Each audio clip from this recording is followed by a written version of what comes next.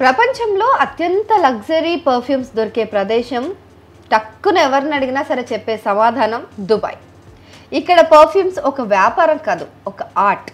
తరతరాల సంప్రదాయం, పురాతన ఆధునిక టెక్నాలజీని మిక్స్ చేసి అరోమాలను సృష్టించడం ఇక్కడ స్పెషాలిటీ.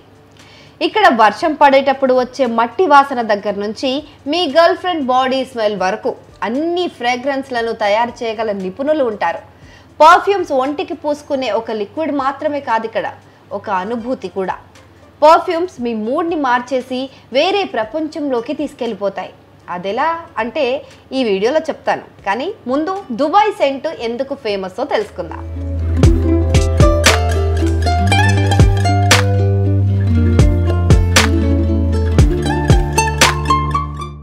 అయితే ప్రపంచంలోని ఏ స్మెల్ కావాలన్నా, ఏ ఫ్రేగ్రెన్స్ కావాలన్నా ఆ అరోమాను ఒక్కసారి ముక్కు పుటాలకు గట్టిగా పీల్చుకొని అచ్చం అదే స్మెల్ని, అదే ఫ్రేగ్రెన్స్ని రీక్రియేట్ చేసే టాలెంట్ ఇక్కడుంది.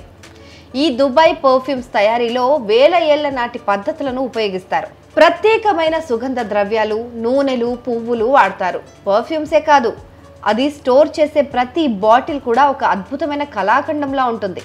అందుకే కాస్త కాస్ట్లీగా కూడా ఉంటాయి. ఆ ప్యాకేజింగ్కి అట్రాక్ట్ అయ్యే మనోళ్ళు చాలామంది అక్కడికి టూరిస్టులుగా వెళ్ళి పక్కా ఒక్క బాటిల్ అయినా కొనుక్కొస్తారు. అదొక వైడ్ రేంజ్ ఆఫ్ బిజినెస్ అక్కడ.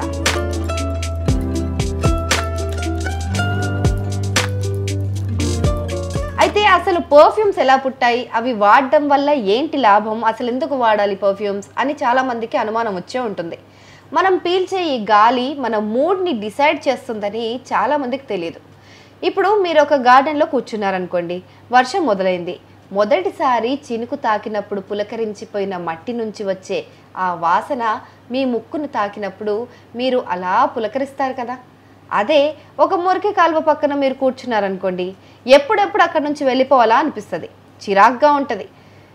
అక్కడ మీరు ప్రేమ గురించి ఒక కవిత రాయగలరా? సో మనం పీల్చే వాసన పైన కూడా మన మూడ్ కొంతవరకు డిపెండ్ అయ్యి ఉంటుందన్నమాట. సో ఈ విషయాన్ని మన పూర్వీకులు కొన్ని వేల ఏళ్ల క్రితమే గమనించేశారు.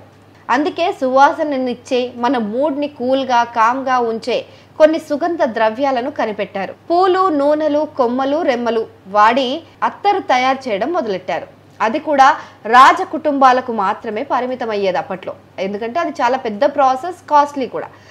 అయితే అది అరబ్ దేశాల్లోనే మొదలైందని వాళ్ళు చెప్తారు. కానీ భారతీయ పురాణాల్లో పన్నీరు అనే పర్ఫ్యూమ్స్ గురించి అంతకు ముందు నుంచే ఎప్పటి నుంచో ఉందని మనోళ్ళు వాదిస్తారు. ఏదైతేనే ఇప్పుడైతే అది దుబాయ్లో పెద్ద బిజినెస్గా నడుస్తోంది.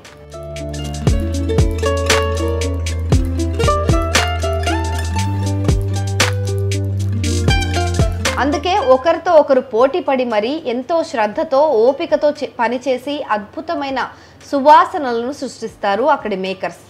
అయితే దుబాయ్ పర్ఫ్యూమ్స్లో కొన్ని ప్రత్యేకమైన రా మెటీరియల్స్ని వాడతారు. ఒక్కో రా మెటీరియల్కి ఒక్కో ఎమోషన్ కూడా ఉంటుందండోయ్. అందులో ఒకటి ఊద్. ఇది చాలా ప్రత్యేకమైన సువాసన. ఈ వాసన రాయల్ ఫీలింగ్ ఇస్తుందట. అంటే చాలా కాన్ఫిడెంట్గా ఉంటాం మనం ఇది పూసుకుంటే. అందుకే ఈ మెటీరియల్ చాలా విలువైనది. దీన్ని కొన్ని ప్రత్యేకమైన చెట్ల నుంచి సేకరిస్తారంట. ఏ అరోమాను సృష్టించాలన్నా ఈ ఊద్ చాలా ఇంపార్టెంట్ అంట. ఇంకోటి ఎక్కువగా యూజ్ చేసేది రోజ్. ఇది ఒక రొమాంటిక్ ఫ్రాగ్రెన్స్. ఇది ప్రేమను, ఆనందాన్ని తెలియజేస్తుంది. అలాగే మస్క్ అనే ఇంకొక రా మెటీరియల్ కూడా ఉంటుంది. ఇది హ్యాపీ సువాసన. ఇది మీ చుట్టూ ఒక ప్రత్యేకమైన వలయాన్ని సృష్టిస్తుందట.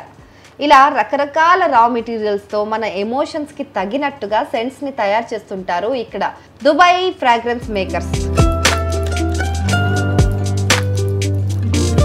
ఇంకో రీజన్ ఏంటంటే దుబాయ్ పర్ఫ్యూమ్స్ ఇంత ఎక్కువ ఫేమస్ అవ్వడానికి అవి ఎక్కువసేపు సస్టైన్ అవ్వడం. ఉదయం చల్లుకుంటే రాత్రి వరకు సువాసన అలాగే ఉంటుంది. సో మీరు ఎక్కడికి వెళ్ళినా మీ ఫ్రాగ్రెన్స్ మీ వెంట ఉంటుంది. ఇంకోటి ఇందాక చెప్పుకున్నట్టే దుబాయ్ పర్ఫ్యూమ్స్ బాటిల్స్ కూడా చాలా అందంగా ఉంటాయి. బంగారం పూతతో, రత్నాల డిజైన్స్తో చూడ్డానికి చాలా అట్రాక్టివ్గా, లగ్జరియస్గా ఉంటాయి. ఈ బాటిల్స్ కూడా ఆ పర్ఫ్యూమ్ వాల్యూను పెంచేస్తాయి.